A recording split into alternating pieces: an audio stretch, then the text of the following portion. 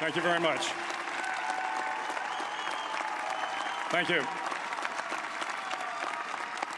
Well, thank you, President Powers, Provost Fenves, deans, members of the faculty, family and friends, and most importantly, the class of 2014. It is indeed an honor for me to be here tonight. It's been almost 37 years to the day that I graduated from UT. I remember a lot of things about that day. I remember I had a throbbing headache from a party the night before.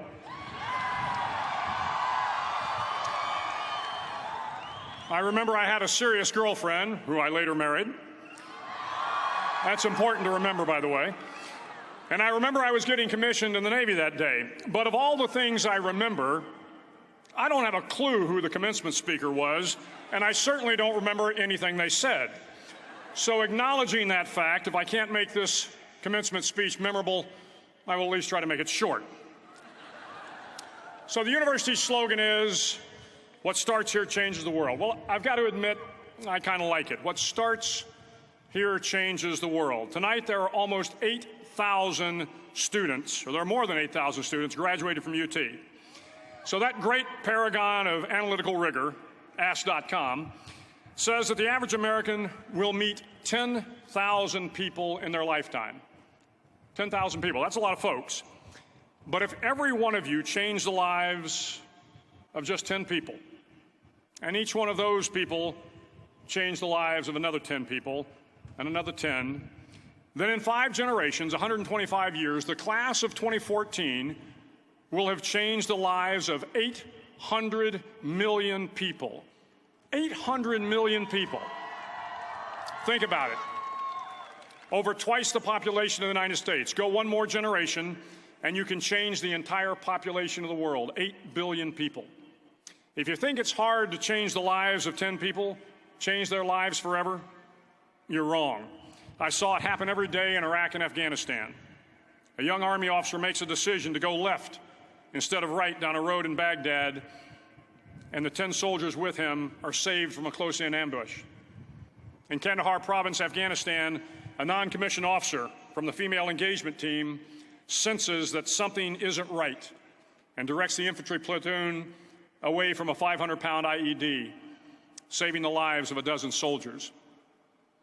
But if you think about it, not only were those soldiers saved by the decisions of one person, but their children were saved, and their children's children. Generations were saved by one decision, one person. But changing the world can happen anywhere, and anyone can do it. So what starts here can indeed change the world. But the question is, what will the world look like after you change it? Well, I'm confident that it will look much, much better. But if you'll humor this old sailor for just a moment, I have a few suggestions that may help you on your way to a better world. And while these lessons were learned during my time in the military, I can assure you that it matters not whether you ever served a day in uniform.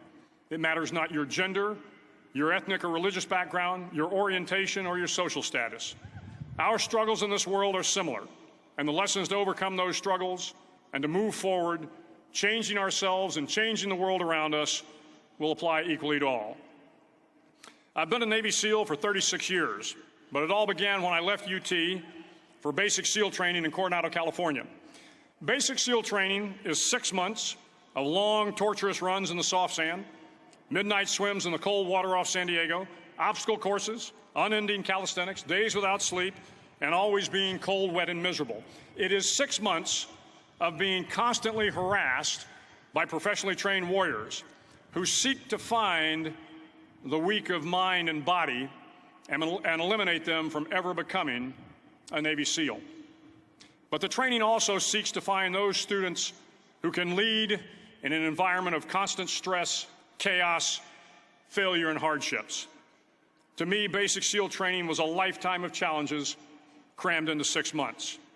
So here are the 10 lessons I learned from basic SEAL training that hopefully will be of value to you as you move forward in life. Every morning in SEAL training, my instructors, who at the time were all Vietnam veterans, would show up in my barracks room, and the first thing they'd do was inspect my bed. If you did it right, the corners would be square, the covers would be pulled tight, the pillow centered just under the headboard, and the extra blanket folded neatly at the foot of the rack.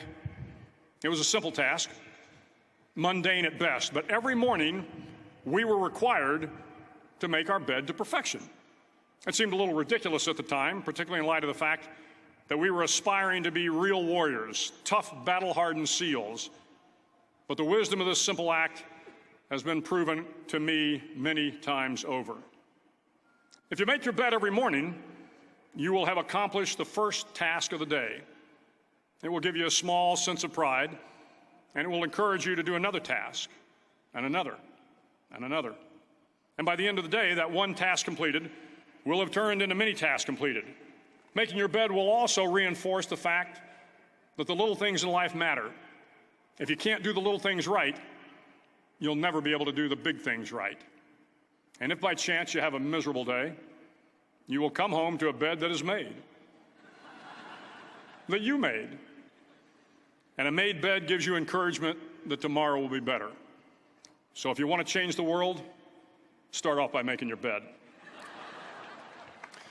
During SEAL training, the students are all broken down into boat crews. Each crew is 7 students, 3 on each side of a small rubber boat, and 1 coxswain to help guide the dinghy. Every day, your boat crew forms up on the beach and is instructed to get through the surf zone and paddle several miles down the coast. In the winter, the surf off San Diego can get to be 8 to 10 feet high, and it is exceedingly difficult to paddle through the plunging surf unless everyone digs in. Every paddle must be synchronized to the stroke count of the coxswain. Everyone must exert equal effort, or the boat will turn against the wave and be unceremoniously dumped back on the beach. For the boat to make it to its destination, everyone must paddle. You can't change the world alone. You will need some help. And to truly get from your starting point to your destination takes friends, colleagues, the goodwill of strangers, and a strong coxswain to guide you. If you want to change the world, find someone to help you paddle.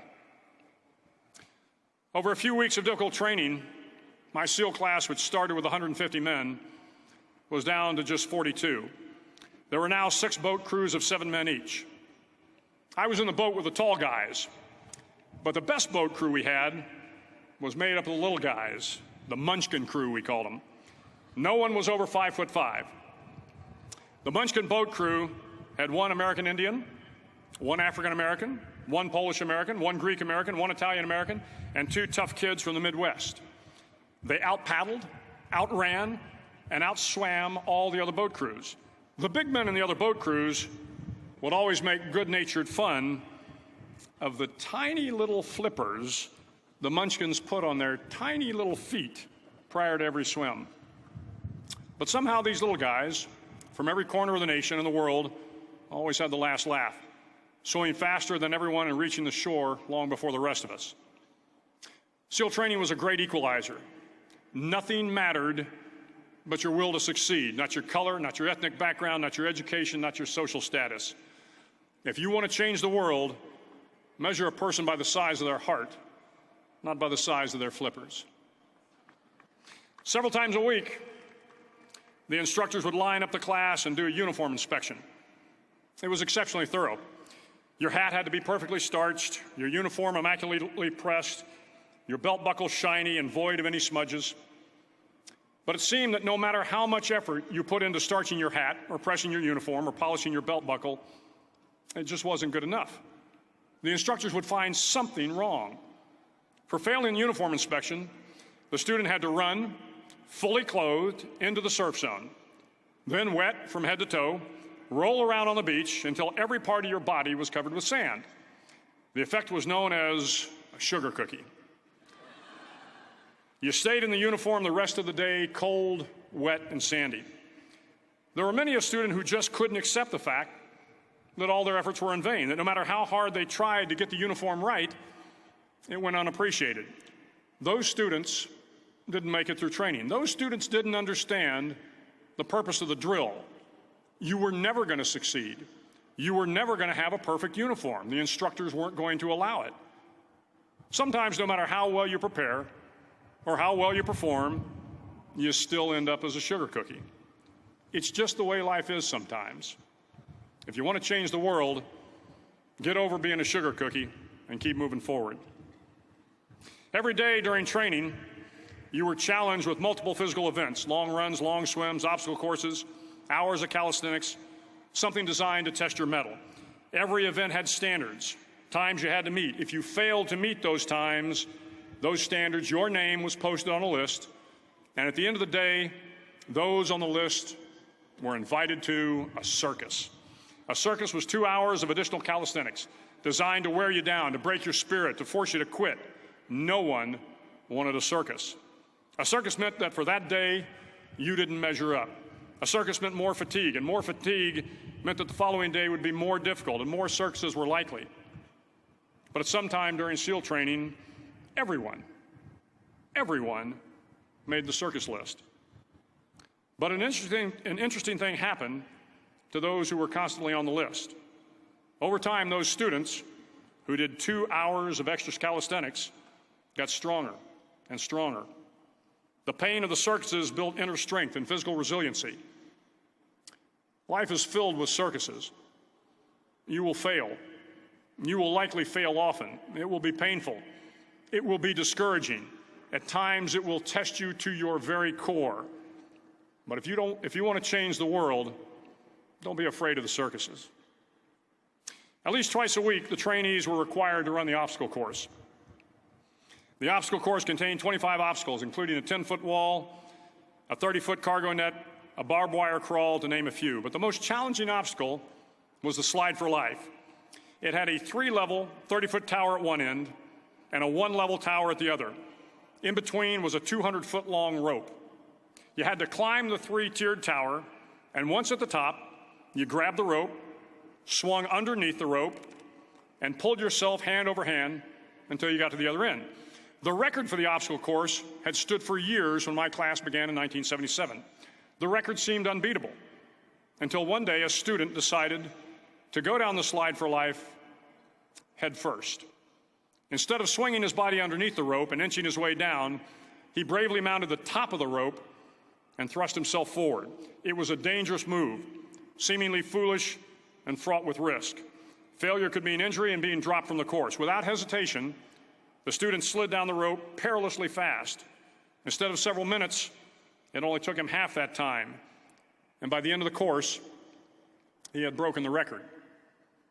If you want to change the world, sometimes you have to slide down the obstacles head first. During the land warfare phase of training, the students are flown out to San Clemente Island, which lies off the coast of San Diego. The waters off San Clemente are a breeding ground for the great white sharks. To pass SEAL training, there are a series of long swims that must be completed. One is the night swim. Before the swim, the instructors joyfully brief the students on all the species of sharks that inhabit the waters off San Clemente. They assure you, however, that no student has ever been eaten by a shark, at least not that they can remember. But you are also taught that if a shark begins to circle your position, stand your ground. Do not swim away. Do not act afraid. And if the shark, hungry for a midnight snack, darts towards you, then summons up all your strength and punch him in the snout, and he will turn and swim away. There are a lot of sharks in the world. If you hope to complete the swim, you will have to deal with them. So if you want to change the world, don't back down from the sharks. As Navy SEALs, one of our jobs is to conduct underwater attacks against enemy shipping. We practice this technique extensively during training. The ship attack mission is where a pair of SEAL divers is dropped off outside an enemy harbor and then swims well over 2 miles underwater, using nothing but a depth gauge and a compass to get to the target. During the entire swim, even well below the surface, there is some light that comes through. It is comforting to know that there is open water above you. But as you approach the ship, which is tied to a pier, the light begins to fade. The steel structure of the ship blocks the moonlight. It blocks the surrounding street lamps. It blocks all ambient light. To be successful in your mission, you have to swim under the ship and find the keel, the center line, and the deepest part of the ship. This is your objective. But the keel is also the darkest part of the ship, where you cannot see your hand in front of your face, where the noise from the ship's machinery is deafening, and where it gets to be easily disoriented, and you can fail. Every SEAL knows that under the keel, at that darkest moment of the mission, is a time when you need to be calm, when you must be calm, when you must be composed, when all your tactical skills, your physical power, and your inner strength must be brought to bear. If you want to change the world, you must be your very best in the darkest moments. The 9th week of training is referred to as Hell Week. It is 6 days of no sleep, constant physical and mental harassment, and one special day at the Mud Flats. The Mud Flats are an area between San Diego and Tijuana where the water runs off and creates the Tijuana Sloughs, a swampy patch of terrain where the mud will engulf you. It is on Wednesday of Hell Week that you paddle down to the Mud Flats and spend the next 15 hours trying to survive this freezing cold, the howling wind, and the incessant pressure to quit from the instructors. As the sun began to set that Wednesday evening, my training class, having committed some egregious infraction of the rules, was ordered into the mud. The mud consumed each man till there was nothing visible but our heads. The instructors told us we could leave the mud if only 5 men would quit. Only 5 men, just 5 men, and we could get out of the oppressive cold. Looking around the mud flat, it was apparent that some students were about to give up. It was still over 8 hours till the sun came up. 8 more hours of bone-chilling cold. The chattering teeth and the shivering moans of the trainees were so loud, it was hard to hear anything. And then one voice began to echo through the night. One voice raised in song. The song was terribly out of tune, but sung with great enthusiasm.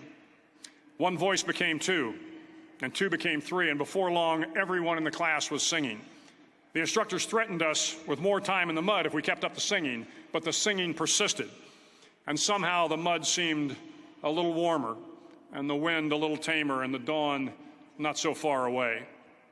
If I have learned anything in my time traveling the world, it is the power of hope, the power of one person, a Washington, a Lincoln, King, Mandela, and even a young girl from Pakistan, Malala. One person can change the world by giving people hope. So if you want to change the world, start singing when you're up to your neck in mud. Finally, in SEAL training, there's a bell, a brass bell that hangs in the center of the compound for all the students to see. All you have to do to quit is ring the bell. Ring the bell, and you no longer have to wake up at 5 o'clock. Ring the bell, and you no longer have to be in the freezing cold swims. Ring the bell, and you no longer have to do the runs, the obstacle course, the PT, and you no longer have to endure the hardships of training. All you have to do is ring the bell to get out. If you want to change the world, don't ever, ever ring the bell. To the class of 2014, you are moments away from graduating, moments away from beginning your journey through life, moments away from starting to change the world for the better. It will not be easy, but you are the class of 2014, the class that can affect the lives of 800 million people in the next century. Start each day with a task completed. Find someone to help you through life. Respect everyone. Know that life is not fair and that you will fail often. But if you take some risks, step up when the times are the toughest, face down the bullies, lift up the downtrodden, and never, ever give up. If you do these things, the next generation and the generations that follow will live in a world far better than the one we have today. And what started here will indeed have changed the world for the better. Thank you very much. Hook 'em horns.